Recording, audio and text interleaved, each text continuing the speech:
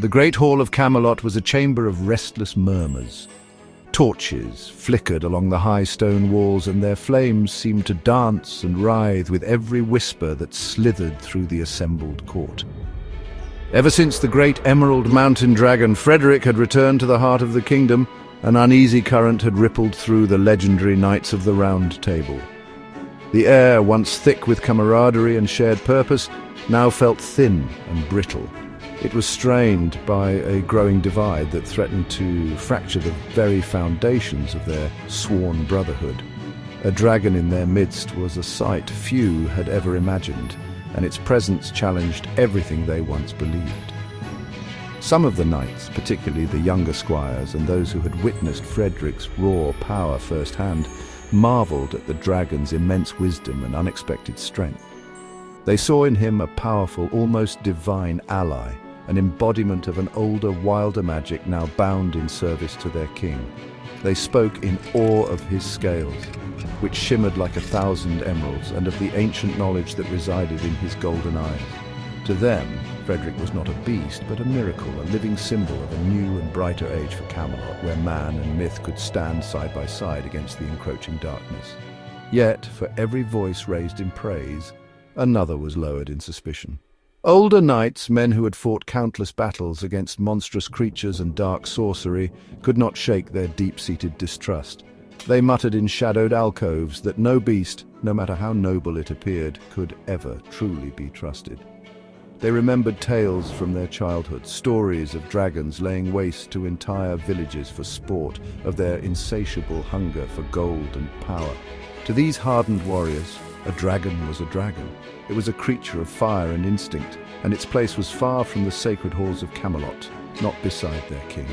This quiet discord was a poison seeping into the court's veins.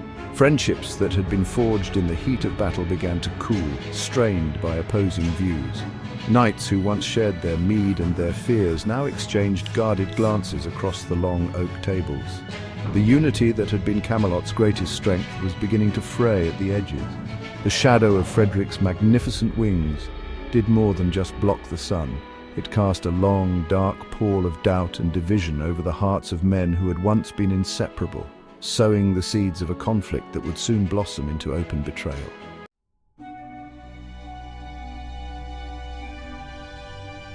High upon his throne, King Arthur sat in stoic silence, Excalibur at his side.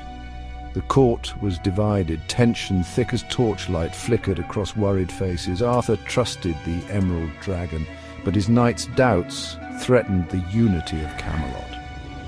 He saw fear and admiration in their eyes, reflecting his own inner conflict. The king's greatest battle was not with sword or beast, but with the doubts threatening his kingdom's soul.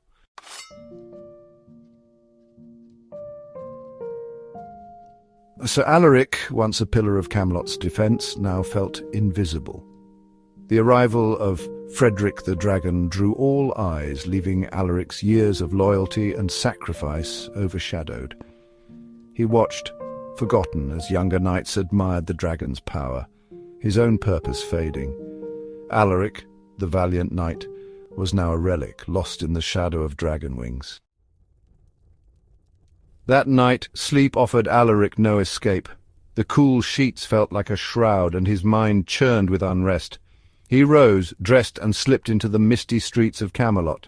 The city was silent, shrouded in thick, unnatural fog. From the mist, a cloaked figure emerged, whispering, "You are troubled, Knight of Camelot?" The voice echoed Alaric's deepest doubts. He gripped his sword, demanding, "Name yourself!"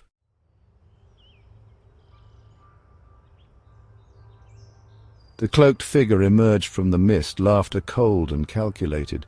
He revealed a serpent mark burning on his neck, its flames flickering in the dim light. "I bring word from Lady Seraphina," the stranger whispered. "She remembers your worth, Alaric." The name chilled him. The messenger's words tempted his wounded pride. Alaric turned away, but the offer lingered, one word, one deed, to escape the dragon's shadow.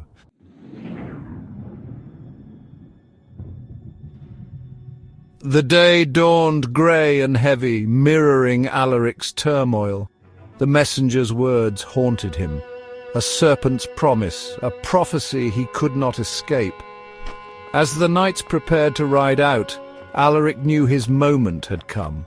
He slipped away from the light, descending into the shadows of the stables. Here, surrounded by sleeping beasts, he would become a weapon, turned against his king.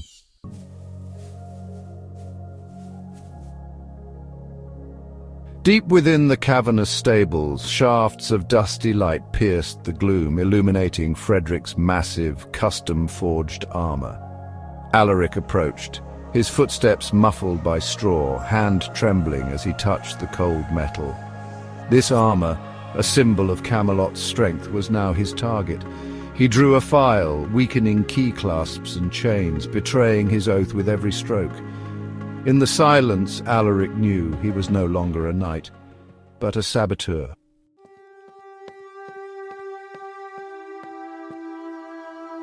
Alaric stepped back into the shadows, breath ragged. He stared at the sabotaged armor. No sign of his betrayal, but guilt twisted inside him. He buried the feeling, convincing himself it was necessary.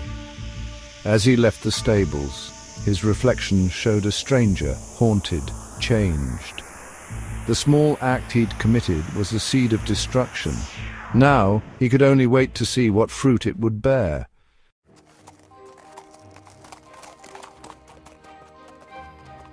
Later, as the patrol rode out from Camelot, Alaric felt a strange sense of detachment. He rode alongside men he'd called brothers for years, sharing the same path, breathing the same air, yet he was utterly alone. Frederick soared high above them, his emerald scales a brilliant jewel against the dull grey sky. The dragon's presence, which once filled Alaric with resentment, now filled him with a cold, gnawing dread. Every powerful beat of the dragon's wings sent a fresh wave of anxiety through him. He was a walking lie, a broken oath cloaked in the shining armor of a Camelot knight. He had sworn his allegiance upon the hilt of his sword. He had pledged his life to his king and to the ideals of the Round Table. Those ideals, loyalty, honor, courage, and justice, were the very foundation of his world. He had promised to defend Camelot against all enemies, both external and internal. He was honor-bound to protect every soul within the kingdom, to place their safety above his own ambition and his own life. The words of the oath, spoken so proudly on the day he was knighted, now mocked him with every step his horse took.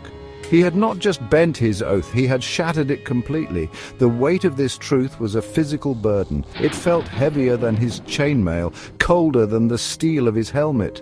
He looked at Arthur, riding at the head of the column, his posture radiating a calm and noble authority.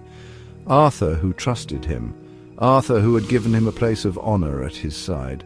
A surge of shame so powerful it almost made him retch rose in Alaric's throat. What would the king say if he knew? What would become of him when his treachery was revealed? For a fleeting moment he considered confessing, of throwing himself at Arthur's feet and begging for forgiveness.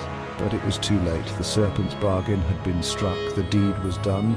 The promise of power, of being seen, was a stronger pull than the call of a dying conscience. He hardened his heart once more, pushing the shame and fear away. He had chosen his path.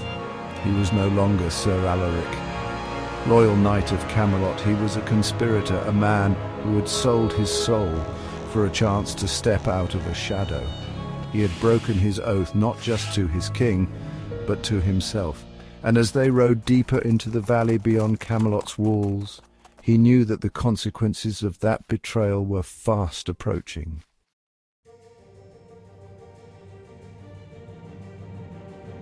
The patrol moved through the winding valley beyond Camelot's great walls.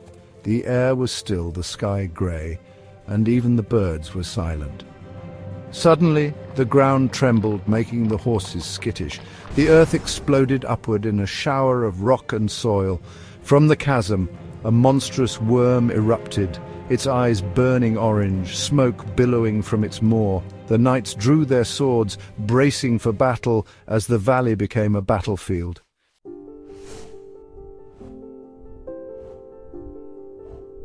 High above, Frederick dove at the worm, unleashing a torrent of fire. The monster shrieked, but its dark enchantments made it nearly invulnerable. Frederick banked for another attack, but the sabotaged armor failed. With a metallic crack, his chest plate split, chains biting into his wings. The armor became a prison, pain shooting through Frederick as he lost control. For a heartbeat, the dragon faltered. His flight turned to a desperate struggle. The worm lunged, claws raking Frederick's exposed flank. The dragon's roar was agony. Emerald blood rained down. The blow sent Frederick crashing to earth, landing near the stunned knights. Their living shield was down. The valley trembled with the impact. The knights stared in horror, realizing their greatest ally had fallen. The worm loomed, sensing victory. Frederick, wounded and grounded, struggled to rise. The battle's tide had turned in a single devastating moment. The shield of Camelot was broken.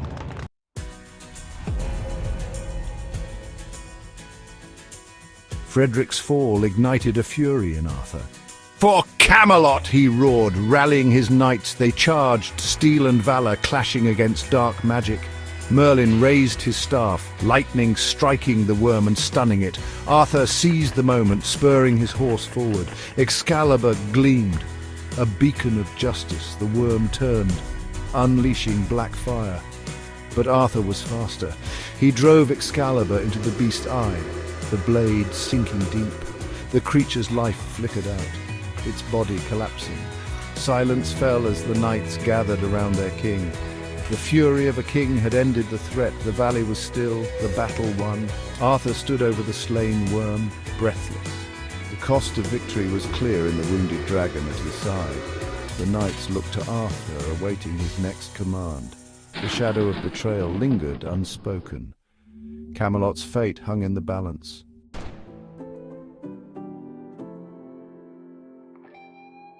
The worm's death brought no celebration. Frederick lay wounded, blood pooling beneath him.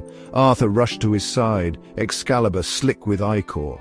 The dragon's armor lay shattered, the cause of his fall obvious. The knights gathered, realization dawning. Frederick had been sabotaged. Merlin worked to heal the dragon, but his eyes lingered on the broken clasps. Alaric watched from afar, guilt twisting inside him. He had not foreseen such devastation. The victory felt hollow, the price too high. The knight's relief was tainted by suspicion. The evidence of betrayal was undeniable. Frederick's suffering was a silent accusation. The valley echoed with the cost of treachery. Alaric's secret was doomed to surface. The wounds of battle ran deeper than flesh.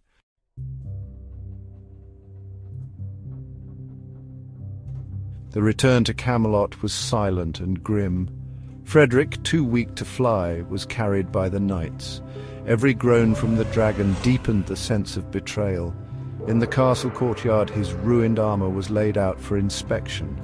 Merlin quickly found the signs of sabotage, clean cuts, forced chains. The truth was irrefutable. A traitor had struck from within. Arthur's face hardened as he examined the evidence. The knights stood in stunned silence, suspicion growing. The brotherhood was fractured. The enemy was not at the gates, but among them. Merlin's discovery left no room for doubt. The cost of betrayal was now clear to all. Camelot's unity was shattered.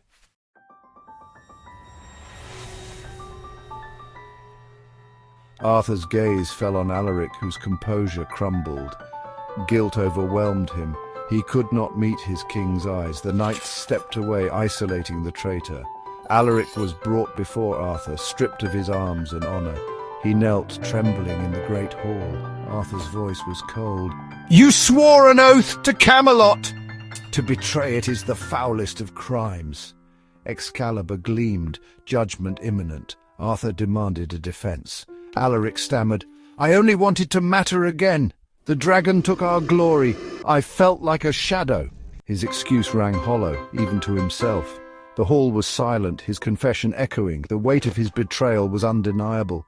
The Brotherhood's trust was broken. Alaric's fate hung in the balance. The cost of envy was laid bare.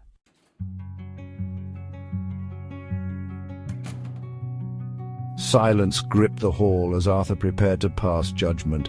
Excalibur was drawn, the sentence of death looming. Suddenly Frederick limped forward, his voice rumbling.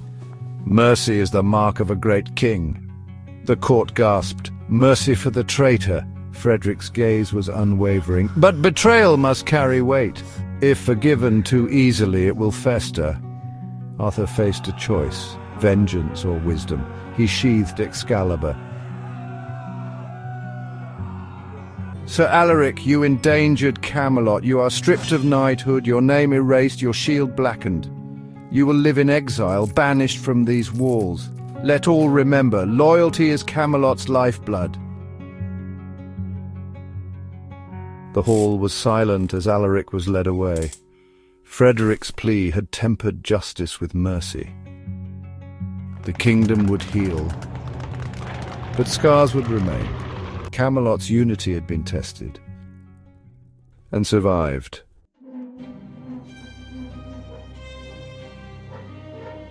Sir Alaric was led away from the great hall by the royal guards, his shoulders slumped in defeat. Exiled, he became a nameless outcast, a symbol of broken faith. The weight of his betrayal lingered, a chilling reminder of Camelot's vulnerability. "The serpent coils tighter," the dragon warned, as Seraphina's influence spread. "Camelot must stand united, or surely fall." In the distance the sound of wings grew, a legion carrying darkness ever closer. The broken oath was not the end, but just the beginning.